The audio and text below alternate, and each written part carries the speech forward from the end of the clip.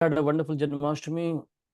I heard thousands of visitors came in and they had all wonderful experience. You all extended yourself a lot. Thank you. Thank you very much for that. Srila Prabhupada will be pleased with all of your endeavors. Hmm? So you have begun a very, very important and nice section from Srimad Bhagavatam, because Shukdev Goswami chooses the first of the prayers in Bhagavatam is Kunti Maharani. Right? The entire of Srimad Bhagavatam has so many stutis. Prayers are called stutis. So stuti, so this is Kunti stuti. Many prayers are there, but Kunti Maharani is the first one that Vyasadeva, Suta Goswami or Shukdev Goswami decide to speak. Very, very unique and very special prayers. We'll try to discuss the text 19 today. I was told that you all have completed till 1:8:18.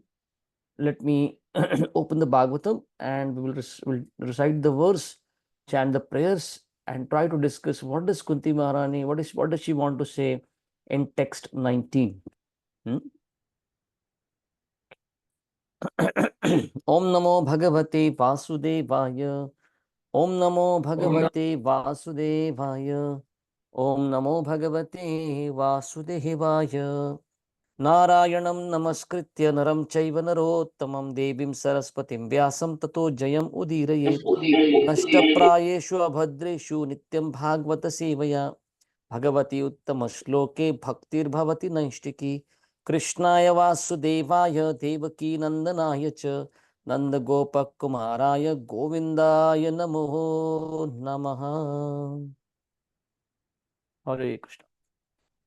So we are reciting from Srimad Bhagavatam, Canto 1, Chapter 8, chapter entitled Prayers by Queen Kunti and Parikshit Saved, text 19.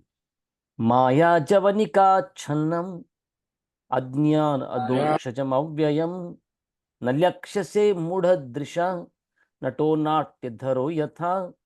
Translation and purport by His Divine Grace Abhay Charanarvinda Bhaktivedanta Swami Srila Prabhupada. Srila Prabhupada ki jai. Translation. Being beyond the range of limited sense perception, you are the eternally irreproachable factor covered by the curtain of deluding energy. You are invisible to the foolish observer, exactly as an actor dressed as a player is not recognized. Purport. In the Bhagavad Gita, Lord Shri Krishna affirms that less intelligent persons mistake him to be an ordinary man like us and thus deride him. The same is confirmed herein by Queen Kunti. Thus, less intelligent persons are those who rebel against the authority of the Lord. Such persons are known as asuras. The asuras cannot recognize the Lord's authority. When the Lord himself appears amongst us as Rama, Narsingha, Varaha, or in his original form as Krishna, he performs many wonderful acts which are humanly impossible. As we shall find in the 10th canto of this great literature, Lord Shri Krishna exhibited his humanly impossible activities even from the days of his lying on the lap of his mother. He killed the Putana witch, although she smeared her breast with poison just to kill the Lord. The Lord sucked her breast like a natural baby, and he sucked out her very life also. Similarly, he lifted the Govardhan hill just as a boy picks up a frog's umbrella or mushroom and stood several days continuously just to give protection to the residents of Vrindavan. These are some of the superhuman activities of the Lord described in the authoritative Vedic literatures like the Puranas, Itihasas, histories, and Upanishads. He has delivered wonderful instructions in the shape of the Bhagavad Gita. He has shown marvelous capacities as a hero, as a householder, as a teacher, and as a renouncer.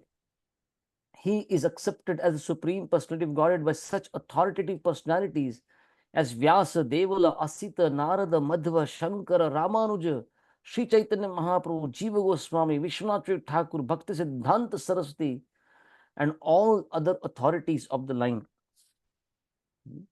He himself has declared as much in many places of the authentic literature. And yet, there is a class of men with demoniac mentality who are always reluctant to accept the Lord as the supreme absolute truth. This is partially due to their poor fund of knowledge and partially due to their stubborn obstinacy, which results from various misdeeds in the past and present. Such persons could not recognize Lord Shri Krishna even when he was present before them. Another difficulty is that those who depend more on their imperfect senses cannot realize him as the Supreme Lord. Such persons are like the modern scientist. They want to know everything by their experimental knowledge. But it is not possible to know the Supreme Person by imperfect experimental knowledge. He is described herein as adhokshaja, or beyond the range of experimental knowledge. All our senses are imperfect. We claim to observe everything and anything, but we must admit that we cannot, but we must admit that we can observe things under certain material conditions only, which are also beyond our control. The Lord is beyond the observation of sense perception. Queen Kunti accepts this deficiency of the conditioned soul, especially the woman class who are less intelligent. For less intelligent men, there must be such things as temples, mosques, or churches, so that they may begin to recognize the authority of the Lord and hear about him from authorities in such holy places. For less intelligent men, this beginning of spiritual life is essential, and only foolish men decry the establishment of such places of worship, which are required to raise the standard of spiritual attributes for the mass of people. For less intelligent persons, bowing down before the authority of the Lord, as generally done in the temples, mosques, or churches, is as beneficial as it is for the advanced devotees to meditate upon him by active service. Hare Krishna. Let us chant the prayers. Om Ajnana-timirandhasya Jnananjana-shalakaya Chakshurunmilitam Yena Tasmai Shri Gurave Namaha. Shri Chaitanya Manobhishtam Sthapitam Yena Bhutale Swayam Rupaha Kada Maiham Dadati Swapadantikam Vandeham Shri Guroho Shri Uta Padakamalam Shri Gurun Vaishnavamscha Shri Rupam Sagrajata Sahagana Raghunathanvitam Tam Sajivam Sadvaitam Savadutam Parijana Sahitam Krishna Chaitanya Devam Shri Radha Krishna Padan Sahagana Lalita Shri Vishakhan Vichamsha Nama Om Vishnupadaya Krishna Prishchaya Bhutale Srimate Bhakti Vedanta Swami Iti Namine Namaste Saraswati Deve Gauravani Pracharine Nirvishesha Shunyavadi Paschatya Deshatarine Namo Mahavadanyaya Krishna Prema Pradayate Krishnaya Krishna Chaitanya Namine Gaurat Vishe Namaha He Krishna Karuna Sindhu Deenabandhu Jagatpate Gopesha Gopika Kanta Radha Kanta Namostute Tapta Kanchana Gaurangi Radhe Vrindavaneshwari Vrishabhanu Sute Devi Pranamami Hari Priye वाञ्छाकल्पतरुभ्यश्च कृपासिन्धुभ्य एव च पतितानां पावनेभ्यो वैष्णवेभ्यो नमो नमः जय श्री कृष्ण चैतन्य प्रभु नित्यानंद श्री अद्वैत गदाधर शिवासदि गौर भक्त वृंद हरे कृष्णा कृष्णा कृष्णा हरे हरे हरे राम राम राम हरे हरे मूकं करोति वाचालं पंगुं लंगायते गिरिं यत्कृपा तमहं वन्दे Shri Guru Dina Tarinam. Hare Krishna. So these are famous prayers of Queen Kunti, Kunti Stuti as they are called. And Srila Prabhupada has lectured on these series of verses 3 times at different places. Prabhupada gave lectures, right? And Kunti Maharani in this series of prayers, she delineates Krishna's position as the supreme personality of Godhead. So those of you, in case you're not aware, the scene is that Krishna is leaving from Hastinapur. After the battle is over, Krishna stayed for some time and is about to board the chariot so that he can go to Dwarka. And Kunti comes running and stops him. And these are the prayers that Kunti is offering to Krishna. and especially Kunti Maharani establishes Krishna as the supreme personality of Godhead, that you are God. Now, one may say, oh, must be within the family. Anybody can call anyone God. Uh, because Kunti is like Bua. Kunti is like maternal aunt, right? Mausi or Bua, Bua. So, it is not that, it's not the case. Kunti clearly is very philosophical in her prayers, clearly establishes Krishna as the supreme personality of Godhead, and the entire prayers are just a request to Krishna, please stay back, please don't go. And Krishna, by the end, the prayers end, Krishna agrees. Okay, I will continue to stay in Hastinapur for some more time. So Kunti is successful in her prayers to be able to stop Krishna from going to uh, Dwarka back. Right? So now somebody may say Kunti is in trouble, and and she's just finished, the battle is just over, and Krishna kind of supported them. Even if he did not lift the weapons, his presence was enough, and that's why Kunti is thanking.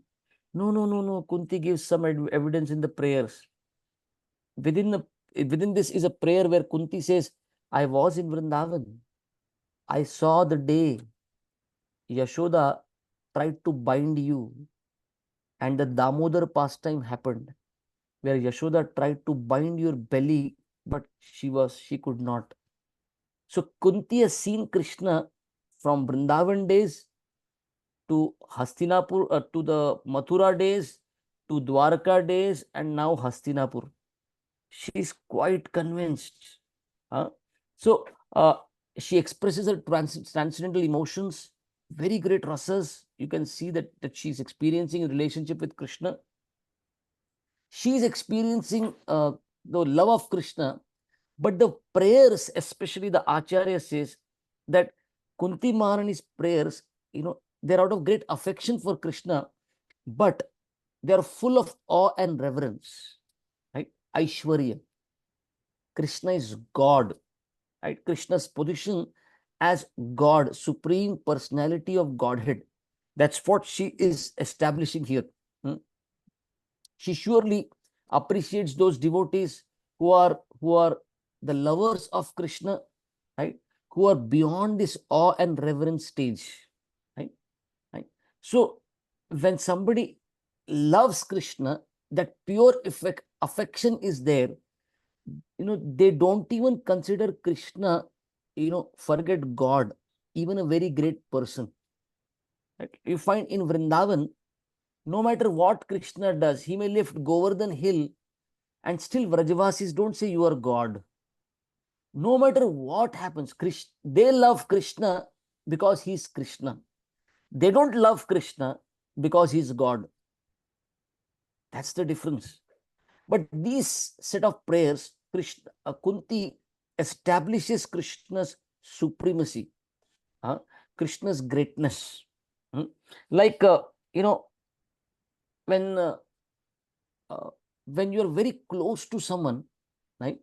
Uh, uh, right. Let's say somebody is a very highly placed personality, a very great person, right? What happens, right? There's always a hesitation, right? You keep a distance. I should not commit some mistake. I should not go wrong anywhere. Am I fit to be around? This awe and reverence hinders pure flow of bhakti, right? Bhakti has to go to the point of pure love for Krishna, attraction for Krishna with no cause. We all want to reach bhakti to that point. Presently, our bhakti could be, I need something, so I come to Krishna. I'm in trouble, so I come to Krishna. Right? I could be in various categories. But pure love means I want to serve Krishna because I love Krishna. If somebody says you are loving Krishna because he's God, no. We love Krishna because he's Krishna. Right? So in the Chaitanya Charitamrita, the devotion at the stage of awe and reverence, it is called as crippled devotion. It's not the full-blown devotion, which is called the prema. ऐश्वर्य ज्ञान प्राधान्य संकुचित प्रीति देखिया ना माने ऐश्वर्य Kevlar रीति. So when opulence is very prominent, love of God, prema, becomes somewhat crippled, right? But when kevala bhakti is there, when pure love is there, right, devotee sees the unlimited power and potency of Krishna, right? But that power and greatness of Krishna gets eclipsed by the love. I'll give you one example, something that I experienced in my life. Right? My brother happens to be not happens to, happened to be in Indian Army, right? And one time he was posted in Gujarat, one city called Jamnagar, right? And I was visiting my brother and bhabi, my sister-in-law that way, right? I was going to visit them, my bhaiya and bhabi, and my brother came with the entire army retinue, all those cars, 5, 8 cars, and by the time I was outside of the train, so many people saluting me and everything, and I was like, wow, they're saluting me. But then I realized, no, no, not me. My brother is around. That's why it's happening. And all these cars were going through the city, and they entered the army area. Everybody seeing my brother's car, they are saluting, and wow, and I'm like, wow, my brother is a big guy. Huh? He's a big man here. He's a big officer. He's the commandant here. And I was like, wow, he's great. And I I was in the car during the drive looking at my brother, and I was like, wow, I'm his brother, huh? Big guy. But something different happened. A complete change of experience for me. What happened? By the time we reached home, my bhabhi, right, my brother's wife, she was like, late क्यों हो गया? Why were you late? And my brother said, थोड़ा भाई को मंदिर, you know, हमारे unit का जो मंदिर है वो दिखाकर लाया. And my bhabhi is like, that was not part of the plan. Why should you always do something new like this? And I was thinking, what? Just now outside, everybody was saluting him. Bhabhi ko kya ho gaya? What has happened to her? How can she talk to her like talk to him like that? Then I realized, oh, there's a difference in approach here, right? Outside, everyone is seeing his post. Outside, everyone thinks now he's in his greens, he's in army, dress.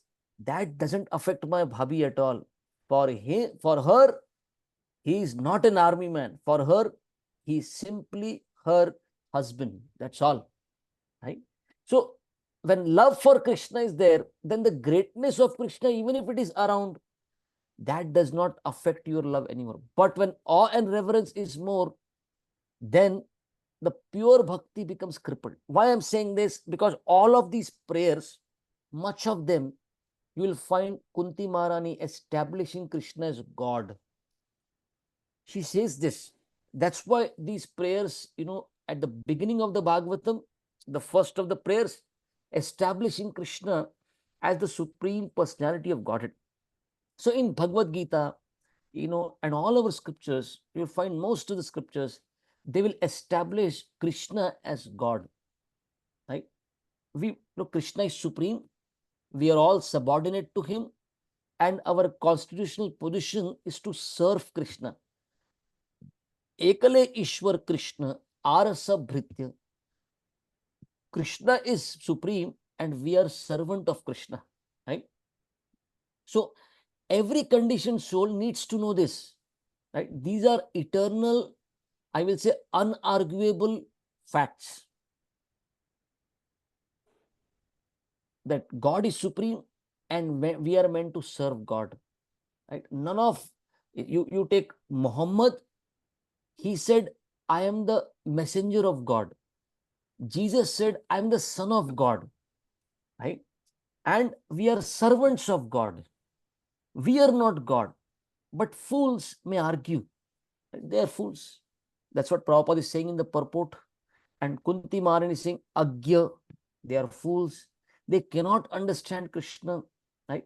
See, any sane man, any sane person can clearly understand I am under control, or that we all are controlled.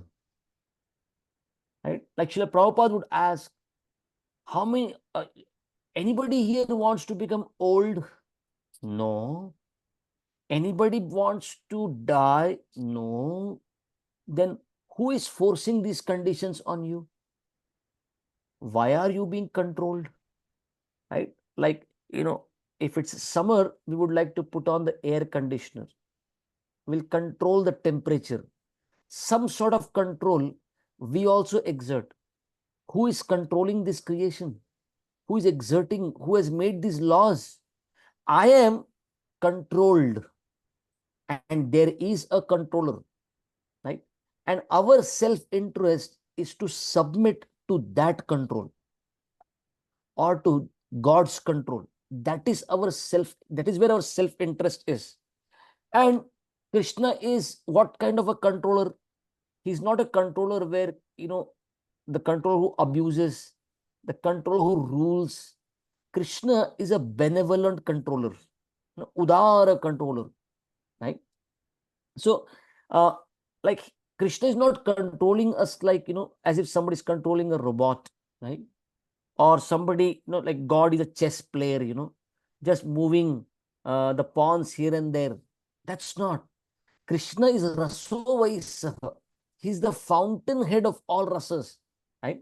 So, first introduction to God has to be that God is great. Otherwise, most people, the way they are living in this world, they feel nobody is controlling me. I am the controller. Very soon, with our science, with our progress, we will control everything. Why do we need God? With that, consciousness, when people come in to spirituality, they first need to be told. Like you'll find sometimes people, you bring them to the temple and they will say, what is this God and all? Why do we need simple yoga. We need simple, gymnastics and, some peace. This is all, they don't want God. Right? Like our Ravindra Swarup Prabhu, one Prabhupada disciple, he says, when he was a temple president for LA temple, he says, one time, few visitors, they came, they were on the city tour, they were brought to the ISKCON temple in LA. And Ravindra Swarup Prabhu says, who's a sannyasi now in ISKCON, he says that, no, sorry, Badrinarayan Swami. I'm sorry, Badrinarayan Swami. He was saying, I was taking these people around the temple tour, and when I showed them the deities, see, that's Krishna, that's God. One person said, I am so happy and glad the way you are worshipping me here on the altar. Worshipping me on the altar. I am only God. This is one form of mine. See what consciousness people come in to a temple. We need to tell them that's God and you are servant. You are meant to serve. Right? So, uh, especially those who defy God's existence, those who do not want to submit, those who, oh, I am great. I don't, why should Krishna be called great? Hmm? Right? Sometimes people say, we believe in God, but not in Krishna. Or there are people who rationalize Krishna's position. Oh, Krishna was a great philosopher. Right? There is one guy in India who says Krishna was good in his childhood, but became corrupted later when he became older, and he instigated the war. There are those who say, oh, he caused much trouble in this world. He will have to take birth again in a new incarnation to get free from all the perversities. Right? And there are those who say, oh, Krishna simply represents some light, that's all. So, in so many ways and means, they try to avoid surrendering to Krishna. Right? So this stuti of Kunti Maharani, these prayers of Kunti, right? These prayers are glorifying Krishna as God, but the glorification of Krishna is from the known qualities, right? Existing qualities. Because God is always unlimited. You can never completely glorify, right? Like one of the names of Krishna is Ananta. Anta means end. Ananta means no end. There is no end to his glories, right? So whenever we hear prayers like this of glorification of Krishna, this glorification of Krishna is of the qualities that are perceived then. Right? Like, so I'll give you example. So Krishna's qualities are always progressing, not digressing. Like in Sanskrit, they say Nava Navaya Mana. Right? Krishna's qualities are always on the progressive move. And like those of you understand Hindi, Krishna के गुण उत्तरोत्तर बढ़ते जाते हैं, कभी कम नहीं हो रहे. They are not reducing, they are not so like for example, our body in this world, it's all on the constant path of degradation. From birth it is moving towards death, right? Like if somebody asks us, how old are you? Right? If somebody, I'm 19, let's say, right? But by the time you have completed the statement, you may be more than that, right? Like somebody says, I'm 19 years old. That means no, you are not young. You are 19 years old, right? So everything in this world is on the way of to degradation. But Krishna or anything connected to Krishna is always progressive. Like in ISKCON jargon, we'll say not static, but ecstatic. Right? So, so Krishna's qualities are not static. Like, we may be able to sing, dance, paint, right? But these qualities remain static with us. They're not dynamic. Krishna is all dynamic, right? Like when somebody glorifies, like a verse before, you'll find Kunti Maharani is glorifying Krishna and comparing Krishna to lotuses. That Krishna's beauty is like a lotus flower, right? It's a limited comparison. If amongst the flower, lotus is beautiful, we are max comparing Krishna's beauty. So we should not think Krishna is like lotus. Much more beautiful. But the maximum reach of our ability to compare Krishna's beauty, right? Like Vishwanath Thakur, whom Prabhupada is quoting in the purport also, he says a devotee is offering prayers to Krishna, right? And when he gets darshan of Krishna, right, this devotee begs forgiveness. Oh Lord, please forgive me that I sometimes compared you to something like a lotus. But that is all my ability and possibility in that material world. In terms of beauty, whatever was my ability and whatever was possible, I tried to extend my intelligence to that point. Like Krishna is compared to lotus, Krishna is compared to full moon, Krishna is compared to monsoon cloud, the maximum stretch that we can go to, right?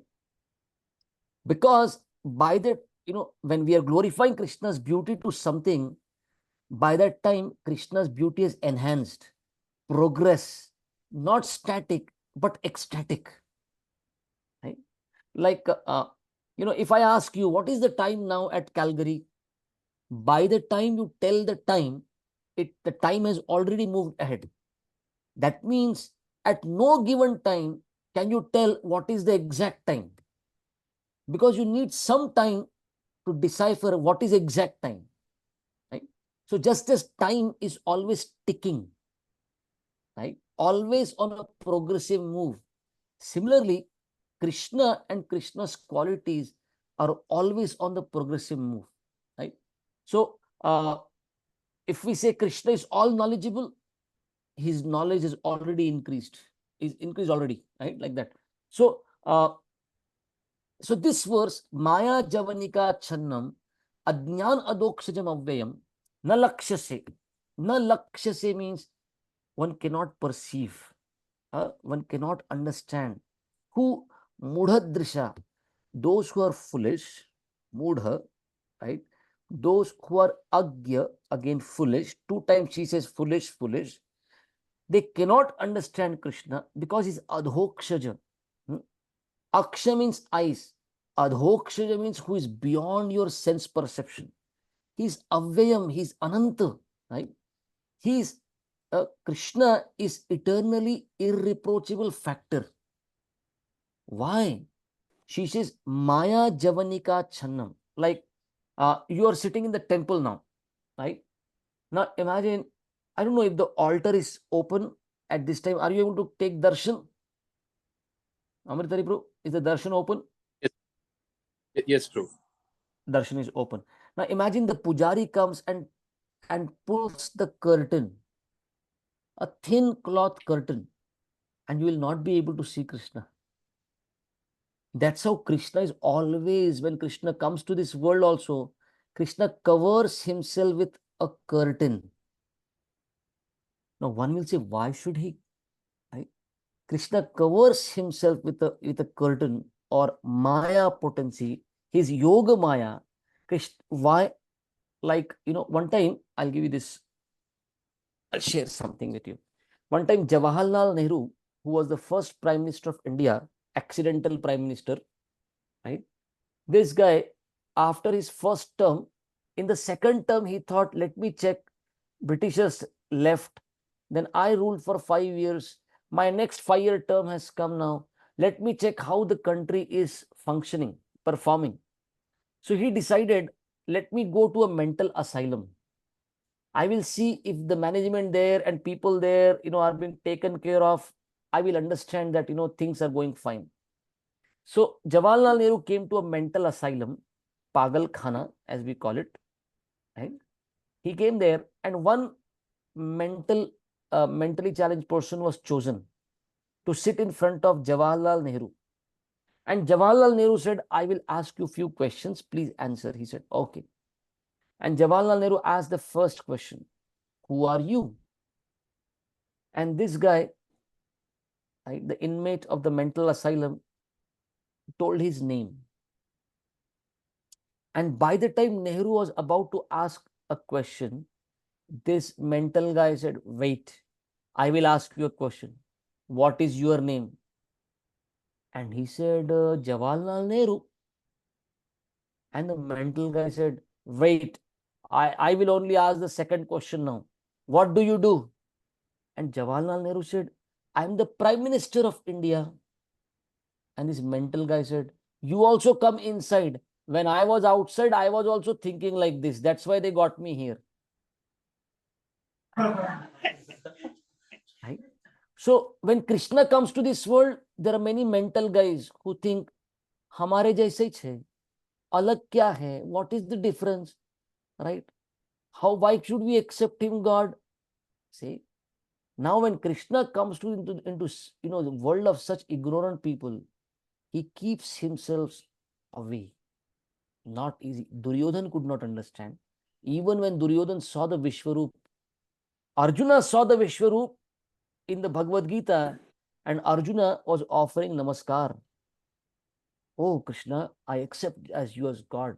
Param Brahma, Param Dhama, Pavitram Paramam Bhavan, Purusham Shashvatam Divyam, Adi Devam Ajam Vibhum, Ahustvam Rishaya Sarve, Devarishi Naradastatha, Asito Devalo Vyasa, Swayam Chaiva Bravishime. Arjuna's response after seeing the Vishwarupa was, Krishna, I accept you as God. Duryodhan also saw, and all that he did was, oh, he's a magician, catch him. And Krishna said, try, come close and try and catch me. So when Krishna comes to this world, he's moving around amongst the Vrishnis, amongst the Yadavas, amongst the Kauravas, but nobody can understand him as God. He keeps himself aloof. How does he keep himself aloof? Kunti gives the example. Nato natyadharo yatha. Like sometimes your friend may be acting on the stage for a drama, but the makeup is so wonderful. And you know, uh, on the stage, when the when the when your friend was acting, you would not even be able to make out, oh, is that my friend? But when the makeup is taken out off, oh, I remember one time at our temple, what happened? Uh, Narsinga Chaturdashi festival was there, and one Prabhuji, right, one married devotee, with a small daughter, very very small kid, right? They all came to temple. The daughter was with the mother, and the father went behind the stage, and he he was supposed to be the Narsingha Dev for the drama. And you can imagine all the hairs as if he's a lion, and the mane, and all those paint and everything. And when he came out of the pillar, this girl was the first one to cry, whoa, whoa, whoa. And all throughout the time, this girl was crying. She could not make out, that's my father. But when the drama got over, this person tried to remove the makeup, but he could not. Some paint was still there. And then when the daughter came to close to the father, Papa, you only were there. I could not even make out that you were on the stage. This is what Kunti Maharani is saying. Nato natya dharo yatha. Krishna comes, but he's doing nataka. He comes as one of the Yadavas. He agrees to become the charioteer for Arjuna. He even will steal the butter, will be called Makhanchor, right? And people will even deride sometimes. Are kya uske baare? Krishna covers himself, right? Krishna says, Name vidu surgana prabhavam cha maharshayah. Okay, I'll come to that later. But Kunti Maharani is saying Krishna is beyond the range of our limited sense perception. We perceive everything in this world through our mind, our senses, with eyes, with ears, with nose, with the tongue, with the skin. The senses help to give knowledge. The mind, we speculate. The intelligence, we think. Kunti Maharani is saying Krishna cannot be fit into your intelligence. If your intelligence was big enough, then God, right? How is it possible, that God can fit, right? So Krishna is beyond the range of our limited sense perception. And that's why, the foolish observer, right, right, cannot understand Krishna. As an actor, dressed as a player is not recognized. So two qualities of Krishna that Kunti mentions in this verse. We will take that. I'll give you a few examples of great personalities who have said, we don't understand Krishna. We cannot understand Krishna. And then we'll quickly see some solutions. What should we do if we ever want to begin and try to understand Krishna? Hmm? So two words are adhokshajam and avyayam. We will take these two words and discuss them from the verse. So adhokshajam means that Krishna is beyond the range of material conception. Right? It is not possible for us to see Krishna with our material vision, right? Because our senses are limited. Our senses are imperfect, right? Like we cannot, even see what is behind us, behind the back, right? Behind the wall. If it's dark, if there is no sun, these eyes are useless. Our senses are limited. And whatever power is there, that also is imperfect, right? If the material, things around us cannot be perceived with these imperfect senses, how can we perceive the all powerful Supreme Lord? He's adhokshajam. The next word is Krishna is avyayam. Avyaya means, Prabhupada translates it as irreproachable or faultless. Krishna is faultless. Nobody can find fault with Krishna. Right? Like in this world, every one of us are fallible. To err is human. We keep committing some mistake or the other, and we get the blame. We get blamed for it. But Krishna is faultless. He's irreproachable. He's infallible. He's avyayam. Right? Like, for example, his pastimes like stealing butter, dancing with gopis, they appear as sinful deeds, right? From mundane perspective. Why I'm saying this? One time Gandhiji, who was very famous for his Gita Society meeting, that police were telling him, don't conduct the Gita meeting today. Somebody is out there, to kill you. Gandhi said, no, Gita discussions cannot stop. He continued. So, same Gandhiji who would study Gita, who would give discourses on Gita, who would say, every time I open the Gita, I get newer meaning. When Gandhiji was asked by somebody, you know, Krishna, whom you admire, who has spoken Bhagavad Gita, whom you admire so much, the same Krishna danced with the gopis, someone else's wives. He danced in the Rasa Leela. And what was Gandhiji's statement? If it was the same Krishna who spoke Bhagavad Gita and also danced with the gopis, I feel ashamed of my. I feel ashamed to call myself Hindu. Imagine understanding Krishna is, you may be a Gandhi, but understanding Krishna, you may be even speaking on Gita, you may be but name vidu suragana. Why I'm saying this is, right? So from mundane perspective, makhan, stealing butter or dancing with gopis seems to be not a good deed. Huh? But Krishna is glorified for such acts by his pure devotees. Makhan chor, vrajajana ranjana. Right? Now imagine when an owner of a house, he opens the door and he takes something from the house. No one will claim, oh, he's a thief. But if somebody is ignorant or unaware that this guy is only the owner of the house, might foolishly mistake that person to be thief. Right? Similarly, pure devotees of the Lord, they know Krishna is supreme personality of Godhead, that Krishna is the creator, Krishna is the sole proprietor of the entire cosmic manifestation. Everything belongs to Krishna. Right? Be it the butter of the gopis, be it the gopis itself, be it the demons.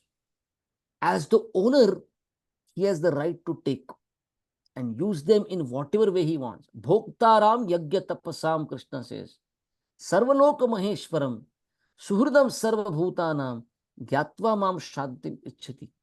Krishna is the supreme enjoyer, and to those who know the truth, right, Krishna appears before them and reveals himself.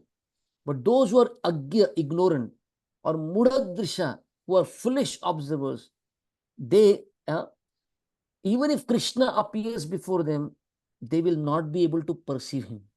Right? Just like one may fail to recognize a friend, dressed like an actor on a drama, on a drama stage.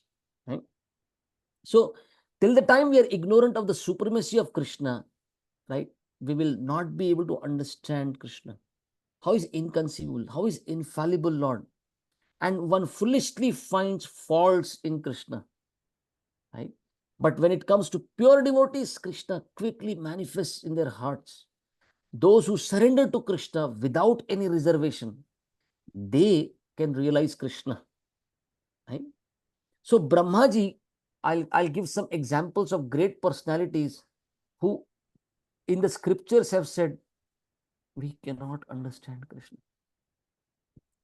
The first example is Brahmaji, the creator of the whole material world, or the secondary creator, you can say. In the Bhagavatam, 10th canto, 14th chapter, 38th verse, Brahmaji says, Jananta eva janantu kim bahuktya me prabho manaso vapusho vacho vaibhavam tava gocharaha. Brahmaji says, there are people who say, I know everything about Krishna. He says, let them think that way. As far as I am concerned, I do not wish to speak very much about this matter. Let me say this much. Krishna, as far as your opulences are concerned, they are beyond the reach of my mind, body, and words. This is Brahmaji saying. Right? You find 2nd canto, 4th chapter, 8th verse. This is Shukdev Goswami saying, Nunam Bhagavato Brahman Harer Adbhuta Karmana Durvibhabhyam Iva Bhati Kavibhischa Picheshtitam. Right? That amazing activities of Krishna, they're all wonderful. And they simply are inconceivable. Right? And the example is given, even the great learned scholars, they try to speculate, but their intelligence proves to be insufficient to understand Krishna. And Krishna himself is saying in Gita, Bhagavad Gita, Naham prakashah sarvasya, I am not revealed to everyone. Yogamaya samavritah, I am covered by my Yogamaya potency. Moodhoyam na bhi janati, मूढ़ मुझको जानते नहीं, मुझे समझ नहीं सकते. Foolish and ignorant cannot understand me. Mam ebhya param avyayam. Even if I come to this world, my supreme position, right, does not change. I remain parama and I am avyayam. I am faultless. Right? And in Srimad Bhagavatam, Kuntī Maharani is saying here in the 19th verse, right, that those who are foolish, they cannot understand Krishna. Okay. So now if we make our attempt, now I will try by my power, in Bengali this is ekla chalo, right? By our attempts to speculate, we cannot reach even Krishna's toenails. And our speculations will always fall flat. Right? Prabhupada would give example of a frog of the well. There was a frog who would live in a well. And one time another frog friend of his from Atlantic Ocean came to meet this frog.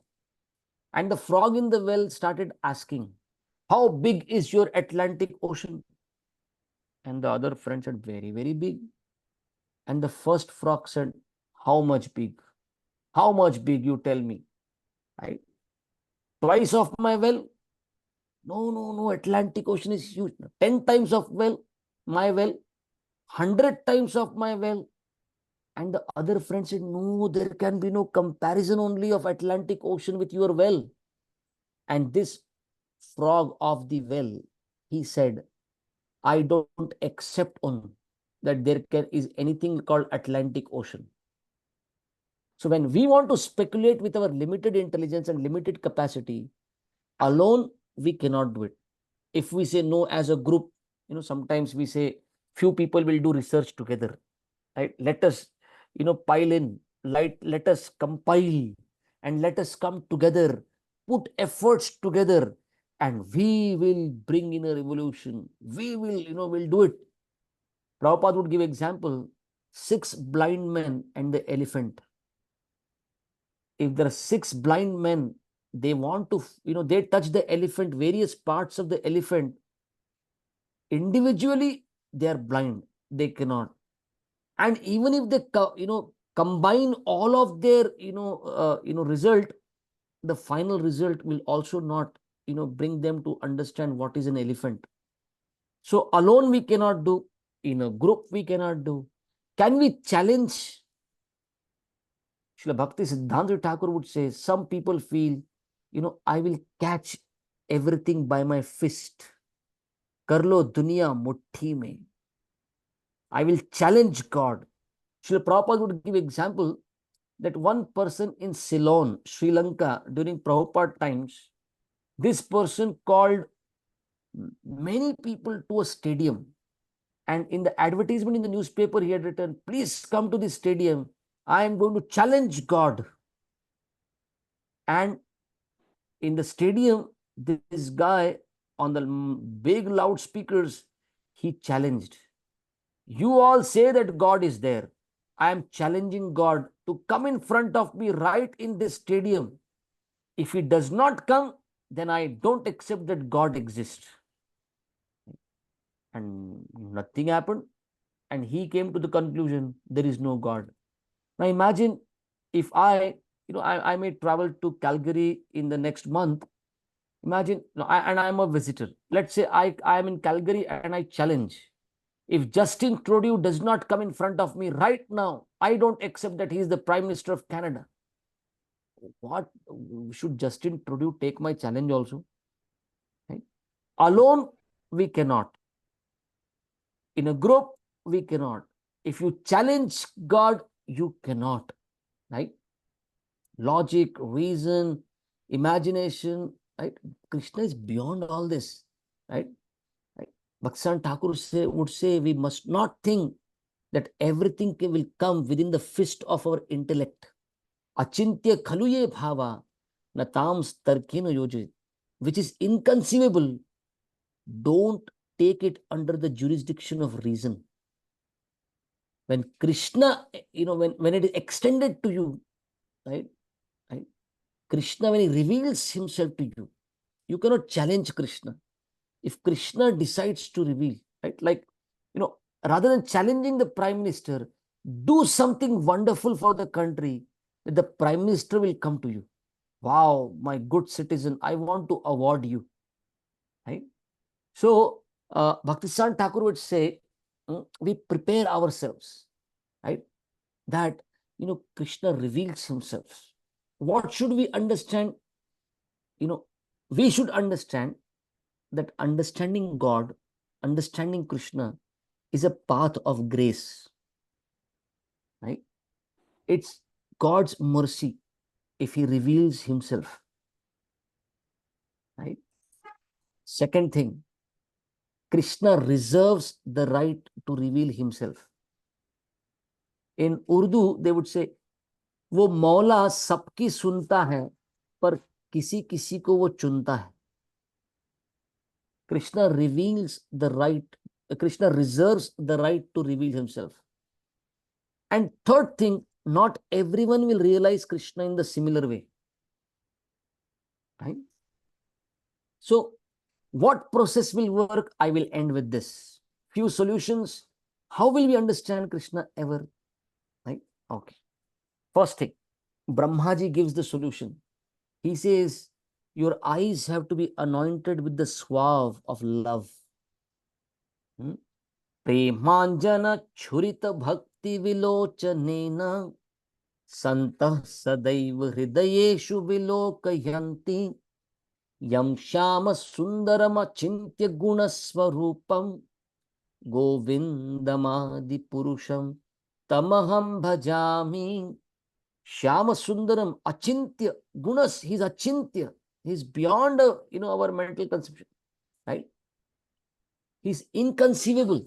But Prema Anjana Churita Bhakti, when your eyes, Bhakti Vilochanena, with the eyes of Bhakti, anointed with the swab of love, then you will be able to see Krishna. Till then, understanding Krishna, realizing Krishna will not happen, Brahmaji is saying. Second solution, Guru opens our eyes of knowledge. Jnana Anjana Shalakaya. Right? So ignorance is compared to darkness. Right? I'm sorry for that. Could you all hear the bus horn? No? No, Okay. Prabhuji. Okay. So ignorance is compared to darkness, I was saying. You see, imagine if a room is dark, then by itself, the room will not get lit up ever. Just by passage of time, it will not get lit up. It will always remain in the dark unless somebody puts on a light there, puts on a bulb there. Similarly, we as conditioned souls, we are ignorant. But unless somebody enlightens us, we will never come out of that ignorance. Spiritual master does that job for us. Om Ajnana Timirandhasya.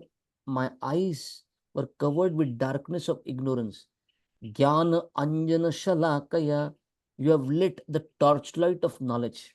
So if the room is dark, right, and a person knows where the switch is, how much time will it take for the room to get lit up? The darkness in the room may have been for ages, but in a moment, the room could be lit up. Similarly, we may have lived in this material world in various lives, full of ignorance. But if we come in contact with a bona fide spiritual master and get the right knowledge, right, then that darkness of ignorance can be dispelled in a moment, right? Okay. Now I said the eyes of bhakti anointed with love for Krishna seems very difficult. But the second solution, Guru can open the eyes of knowledge. What should I do with Guru now? That is very important. Especially with Indians, they feel मरने के पहले गुरु होना चाहिए, दीक्षा लेनी चाहिए, किसी किसी को भी गुरु बना लो, somebody should be guru, right? I have to go through that diksha samskar. There are 40 samskaras for humans. At least 16 are minimum that every human should undergo. In that, one is diksha samskar. So what do I do with guru? How do I get guru's favor? In Sanskrit, it is called, you have to become satshishya. You have to become a true disciple. What does true disciple means? True disciple means one who submits to Guru's instruction. Not that, Guru, you give me knowledge, but I won't submit. No. Right? Everybody would like to act, would like to live and act as per one's own whims. Right? But disciple means discipline. Right? Disciple means I obey Guru's instruction. So first thing that I do with Guru to become a Sat Shishya is surrender. Second is utter humility. What does humility means? I will simply sit at Guru's feet and agree to hear from Guru. Guru will speak from right sources. Guru will speak from scriptures. He will give me knowledge and my ignorance will go away. I can ask questions, genuine questions. And humility means I will serve Guru's instruction. Right? So, Srila Prabhupada in one lecture says, Shravanam, Kirtanam, Vishnu, Smaranam. Right? Most important process is Shravanam, he says. Very important. If we don't hear about Krishna, Prabhupada says, how will we make advancements? We have to hear, And Prabhupada says, my Guru Maharaj, Prabhupada is saying about himself, my Guru Maharaj was very kind upon me because I was very much interested to hear from him. Right? And Srila Prabhupada says, I did not even understand properly what my Guru was speaking. In the beginning, I could not understand him. He was speaking such high philosophy, right? But Prabhupada says, I wanted to hear from him. That was my only qualification. So, Guru opens the eyes of knowledge, but I have to become Sat Shishya. Krishna, who is Nato Natya Dharo Yatha, who is Athokshajam, who is beyond my sense perception, beyond my capacity, only love for Krishna has to be there to realize Krishna. Krishna only will reveal himself. Is there any option for me which is tenable? Something that is achievable? Yes, we all need a bona fide Guru and we need Guru's favor. We have to become Sat Shishya by submission, by humility, by service, and the most important is hearing from Guru. Right? What we are doing now every morning like this, like this Saturday morning for all of you. coming for these Bhagavatam classes, regularly hearing from devotees, regularly reading Prabhupada books, our ignorance will go away. And as ignorance fades off, the knowledge will get awakened, right? And we'll understand Krishna, we'll realize Krishna to the point of becoming lovers of Krishna. Thank you very much. Srimad Bhagavat Mahapuran ki jai. Srila Prabhupada ki jai. Nitai Gaur Premanande Hari Hari Bo. Anybody has any questions or comments, you could offer that now. Krishna, you can come here if you have any questions. Ruchi, one question I had. You mentioned that only after Krishna reveals we can understand him, but even after he reveals, every devotee might understand him differently. So, in what way will it be different, and why it is different? Okay. So one time there was one Mataji, one lady, she heard somewhere that, you know, everything is happening because of your power. And by the power of meditation, you can control everything. So this lady decided, you know, during Prabhupada times, this lady decided, let me go to the mountain, which is close to our city. And she climbed up the mountain in the evening, right? And she decided, I will sit there or in meditation. And by the power of my meditation, I will make the sun rise. Right? And she sat there whole night sitting in meditation, thinking by the power of my meditation, I will make the sun rise. But when did the sun rise? At its own time. Got so frustrated, came down the mountain. And while she was walking on the road, on the street, one paper flyer, it came flying towards her. And when she caught that paper and saw what was written, it was written A.C. Bhaktivedanta Swami, the founder Acharya of ISKCON, is in town and he is going to give a lecture. So she thought, okay, let me hear from one more guru. She came to the place where Prabhupada was going to give lecture. And in the lecture, Prabhupada said, some foolish people think that by the power of their meditation, they will make the sun rise. Sun rises on its own whenever sun wants to reveal itself. You cannot force the sun. And this lady was taken aback. How does this person know what is going on in my heart? And she said, I surrender to him. And she took initiation from Srila Prabhupada. So just like the sun, you cannot challenge the sun. The sun will reveal itself. Now, because you extended the question by saying different people will realize Krishna in a different way. Krishna in the Gita says, Ye yatha mam prapadyante tams tathaiva bhajamiham. The way you approach, I will reciprocate in a different way. For Nanda and Yashoda, Krishna is the sun. For Sudama, Sridama, Krishna is the friend. For Arjuna, Krishna is friend. For the gopis, the young girls in Vrindavan, Krishna is the lover. Right? There are those for whom Krishna is the master. For the trees, for Yamuna, oh, Krishna, they only watch Krishna's glories. Great. You know, Krishna is great. Right? So different people approach Krishna and Krishna reciprocates as per their desire. Right? So that's why I said Krishna, everyone will not realize Krishna in a similar way. You know, even when they only understand Krishna to be the absolute, there are karma yogis, there are jnana yogis, there are dhyana yogis. Some will realize the Brahman feature, Paramatma feature, Bhagavan feature, and Krishna himself, and Krishna in various rasas. Right? So not everyone will realize Krishna in the similar way. That's why I said, okay. Thank you so much, Yogi. Anyone else?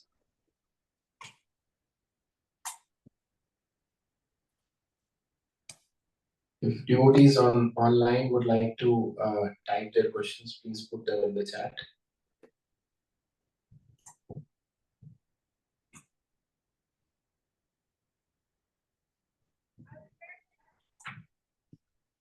Okay, if there are no questions, please continue your activities for the day.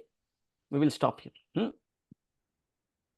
Thank you so much, Roji. Thank you very much. It was Thank you very enlightening class and helped us understand that how we can reach understand Krishna by getting the grace of Guru and sincerely following the instructions. So thank you so much, Thank you. Roji. Thank you everyone for being attentive and sitting all for the entire more than an hour that we had the discussion. Krishna willing, if I arrive in Calgary, we'll meet there and have some discussion while sitting in the temple hall there. Thank you very much. Hare Krishna. Dandavat pranam.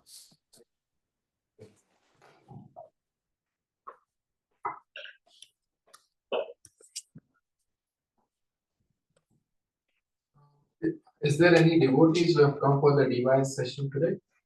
Sure.